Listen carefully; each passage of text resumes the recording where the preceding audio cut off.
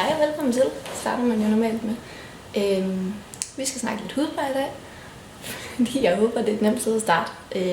Jeg lavede en video med Mia for lidt tid siden, der handlede om det samme, og der kommer til at være nogle genganger her. Sådan er det. Det er jo kun fordi, jeg har nogle produkter, som jeg bare er helt vildt glad for, som jeg ikke har lyst til at skifte ud. Så vi starter lige fra bunden. Vi har haft 5 produkter med. 3 af dem bruger jeg til daglig, og 2 af dem bruger jeg ugenligt. Så ja, vi starter med dem, jeg bruger indimellem. Der har vi den første, det er den her maske. Den er en Lifesaver. Jeg havde den også med i videoen med Mia. Den er fra ASAP. Ingen ved det. Parsley Seed Cleansing. Nej, det står på fransk på den ene side. Cleansing mask hed den. Jo. Og den dufter skide godt. Den renser i dybden, og det gør den uden at det gør ondt, uden at det sådan strammer og et brænder eller noget som helst. Det synes jeg har oplevet før. Jeg har også ret sart hud.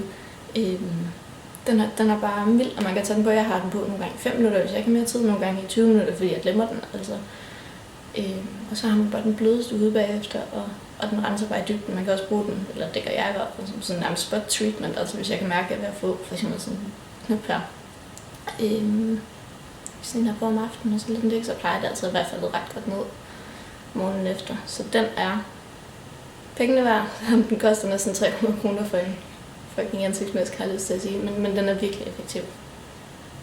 Så det er den første favorite. Den holder også okay længe. Jeg kan ikke huske, når jeg købte den, men altså sådan sommer, forår, plus minus. Og der er altså rigtig meget tilbage. Man skal bruge det, der lige kan ligge sådan på spidsen af en finger. Så det var den første. En anden ting, jeg bruger cirka en gang om ugen, det er de her små sjove ostepops. Okay. Nå, det er de her små sjove nogle her fra Mikura. Det er et dansk brand, der laver hudplejeprodukter med silke. De her, de er 100% silke. Man skal ikke tro det. Nej, den stiller ikke skarpt på det her gør den. Nej. De her ostepops her, det er jo små cocoons, det er en silkelauter, så man laver dem her. Lægger dem i vand, i en kogende vand, i 2-3 minutter eller sådan noget, nogle gange kortere tid. Man kan ret tydeligt mærke, når de er bløde nok til, at man kan bruge dem.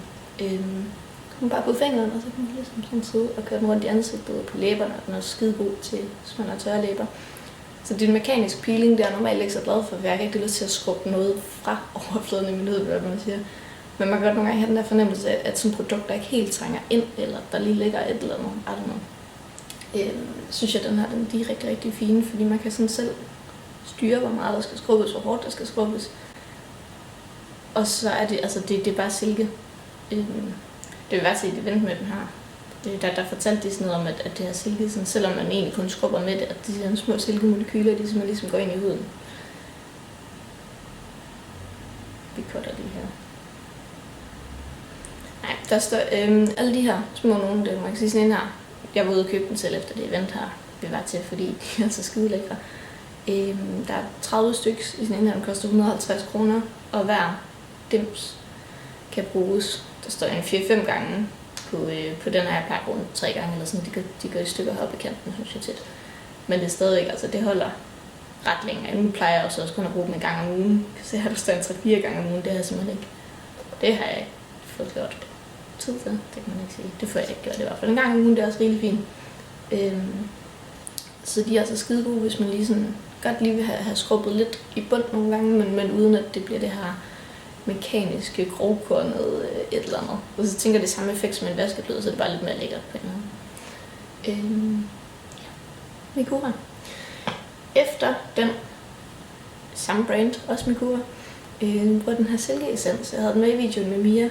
Jeg har stadigvæk lidt svært ved at forklare, hvad det egentlig er. De forklarede det der noget som det, der kommer før en serum, så det er sådan endnu finere eller mere koncentreret på det. Det er nogle 90% silke, det står ikke lige på den her.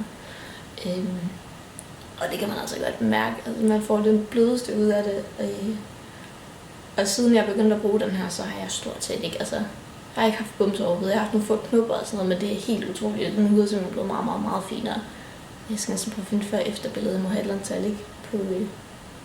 På min computer, men det er virkelig helt vildt, der har en markant forskel. Altså min hud er dels enormt meget blødere, men også bare alle de her små knupper og rødpræg. Altså det er bare meget mindre af det nu, så den er altså mega nice.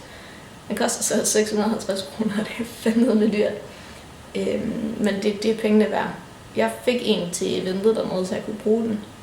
Prøvede at bruge den sådan rigtigt, eller hvad man siger, en længere periode. Det er vildt glad for, for jeg ved ikke, om jeg selv havde fået købt den egentlig. Det har jeg så gjort efterfølgende, for jeg faktisk sørget for, at den har jeg brugt den rigtig meget hen over sommeren, også mere end hvad man egentlig skal bruge. Og sådan, men jeg er bare så glad for den jo. Men jeg har selv købt den her, fordi jeg kunne simpelthen ikke holde ud. Jeg var helt vildt træt af, at jeg tør for den, fordi den er bare blevet en sindssygt god fast del af min rutine. Så for 650 kroner silke. Ja, jeg synes, det er værd, men så ned og prøv den. Bare sådan, prøv den på hånden henne der i den ene af dem, der holdt det event dernede. Hun havde prøvet den, og hun var ude at sælge der til forskellige kunder og sådan noget. Det var sådan helt tydeligt på hendes hænder, at det var sådan, den ene hånd, det var den, hun plejede sådan demonstrere det på, sådan, man tager lidt på, så snart prøvmærke var blødt der. Og der var synlig forskel på hendes hænder, og det synes jeg altså er så ret fascinerende, så man kan jo se, det virker. Så.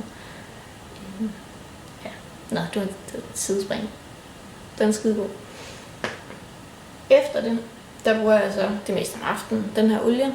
Jeg har tidligere brugt en fra Nori, som også er et dansk brand. Lige nu bruger jeg den her fra Trilogi. De er begge to skide gode, det fugter rigtig godt. Det her, det er en hybenkernolie. Ja, der er ikke så meget mere at sige til den. Et par dråber ud på hånden, og en i ansigtet, mest på kinderne, for det er altid mine kinder, der som bliver helt vildt tørre.